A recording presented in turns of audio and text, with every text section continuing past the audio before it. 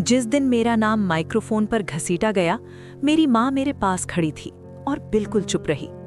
Government office भरा हुआ था, लोग एक दूसरे से चिपके हुए, सीलिंग फैंस गर्म हवा को खांसते जैसे उगल रहे थे। क्लर्क ने जब मुझे आगे बुलाया, मेरा सरनेम ऐसे बिगाड़ा जैसे उसे सही बोलना जरूरी ही ना हो। कुछ लोग हंस पड़े।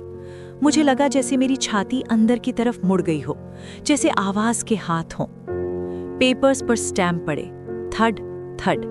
हर आवाज एक फैसला लग रही थी, मेरी जुबान खुलने से पहले ही। फिर वो आगे बढ़ा, हमारा लैंडलॉर्ड, शहर का इज्जतदार बिजनेसमैन, जिसका स्माइल हमेशा आंखों से पहले पहुंचता था। उसने गला साफ किया और मुझे फ्रॉड का इल्जाम लगा दिया, इतनी जोर से कि पूरा हॉल सुन ले और इतनी सफाई से कि बात बिल्कुल ऑफिशियल लगे। लोगों के फोन्स तुरंत ऊपर आ गए, फुसफुसाहट तेज हो गई। हवा में बसी हुई पसीने और इंक की बदबू के बीच मेरी रेपुटेशन सबके सामने छिलती चली गई। मैंने माँ की तरफ देखा, इंतजार में कि वो मेरा नाम उस तरह बोले जैसे बचपन में बोलती थी, जब मतलब होता था हिफाजत। उसकी नजर जमीन पर थी, होंठ हिलाए तक नहीं। उसके लफ्ज पीलिंग वॉल से टकराकर वापस आए, मेरी धड़कन से भी ज्यादा जोर से। सिक्योरिटी ने मेरी कोहनी पकड़ी जैसे मैं पहले से ही दोषी हूं। मेरा चेहरा जल रहा था जब मुझे बाहर ले जाया गया। बाहर पड़ोसी ऐसे घूर रहे थे जैसे उन्हें हमेशा से पता था मैं गंदा हूं, बस आज कंफर्म हो गया हो। बेइज्जती इसलिए ज्यादा चुभी क्योंकि वो पब्लिक थी, पर और गहरी इसलिए लगी क्योंकि माँ के सामने हुई। उसी पल मुझे समझ आया, चुप रहना थप्पड़ों से ज्यादा गहरा जख्म दे सकता है। मैंने दिल ही दिल में कसम खाई कि ये पल मेरी जिंदगी का आखिरी फैसला नहीं होगा। उसी दिन मेरी पेशेंस मर गई। मैं अपने बचपन की सुबहों में लौट जाता हूँ, जब माँ ने मुझे सिखाया था कि चुप रहना ही जिंदा रहना है। रिश्तेदार जो हमारे गम को सिक्के गिनने जैसे गिनते थे, लैंडलॉर्ड्स जो हमारी औकात रेंट रिसीट से नापते थे, और ऑफिशियल्स जो सिर्फ इसलिए नीचे बात करते थे क्योंकि कर सकते थे। माँ सबकी बातें पी जाती थीं, हर बार शोर के बजाय खामोशी चुनती थीं। मैंने देखा कैसे वो दर्द को काम में, उबलते बर्तनों के ऊपर फुसफुसाई दुआओं में, और उन रातों में जब वो कुछ भी न देखते हुए बस चलती रहती थी। पापा की जल्दी मौत ने हमें सिखा दिया कि दुनिया बिना हिफाजत वालों को कितनी आसानी से कुचल देती है। जब मैं 12 साल का था, वही लैंडलॉर्ड इविक्शन की धमकी देकर खड़ा था, दरवाजे पर खड़ा मुस्कुरा रहा था। माँ ने लड़ने के बजाय भीख मांगी। हम रुक गए, बट एक कीमत पर। उसकी रीढ़ में परमानेंट झुकाव आ गया और मेरे अंदर एक सबक घुस गया कि अगर तुम गरीब हो तो इज्जत मोल भाव की चीज होती है। स्कूल में लोग उसकी स्मेल ले लेते थे। हमारी हैसियत पर ताने मेरे पेट में ऐसी गांठ बांध गए जो कभी खुली नहीं। मैंने खुद से वादा किया था मैं कभी इस तरह नहीं भीख मांगूंगा। फिर भी मैं यहीं था, एक क्रिमिनल की तरह बाहर निकाला जा रहा था, और माँ चुप थी। उसकी खामोशी हर पुरानी बेइज्जती को मेरी गर्दन तक वापस खींच लाई, और गुस्से के नीचे कहीं एक ख्याल चमका, अगर उसकी चुप कमजोरी ना हो तो क्या होगा?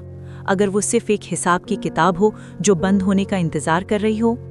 शाम तक इल्जाम पूरे शहर में दौड़ चुका था। क्लाइंट्स ने फोन उठाना बंद कर दिया, कॉन्ट्रैक्ट्स आधी लाइन पर अटक गए। लैंडलॉर्ड ने तुरंत एक ऑफिशियल कंप्लेंट डाल दी, साफ, तेज, झूठ को पेपरवर्क बनाकर। अनोनिमस मैसेजेस आने लगे, मुझे चीट कहते हुए। माँ अभी भी चुप थी।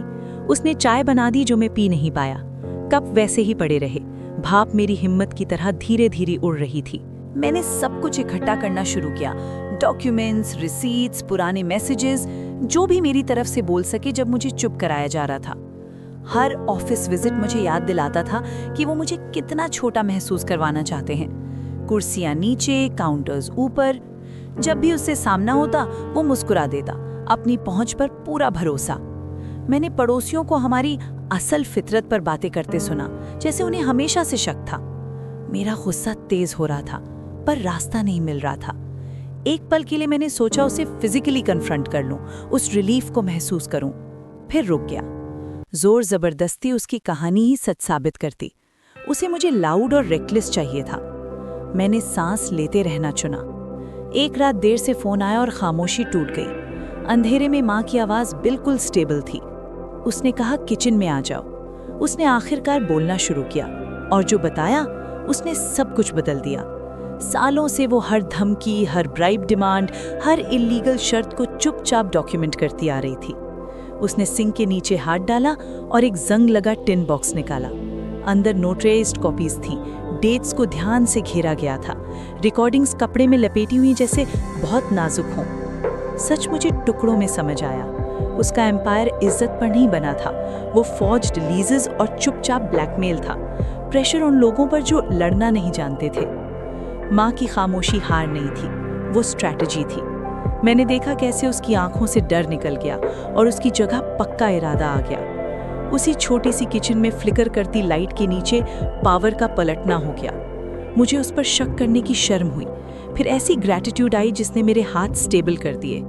हमने एक दूसरे को देखा और साथ फैसला किया, अब और चुप नहीं। कहानी सिर्फ जिंदा रहने की नहीं रही, अब हिसाब का वक्त था।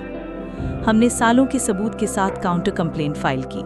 मैंने रिकॉर्डिंग्स अनोनिमसली एक इन्वेस्टिगेटिव जर्नलिस्ट को भेज दी जो सुनना जानता था। पब्लिक हियरिंग वही हॉल में शेड्यूल हुई, वही माइक्रोफोन। लैंडलॉर्ड पूरे कॉन्फिडेंस के साथ आया, अपने एलाइज के बीच जो कैमरास के लिए मुस्कुरा रहे थे।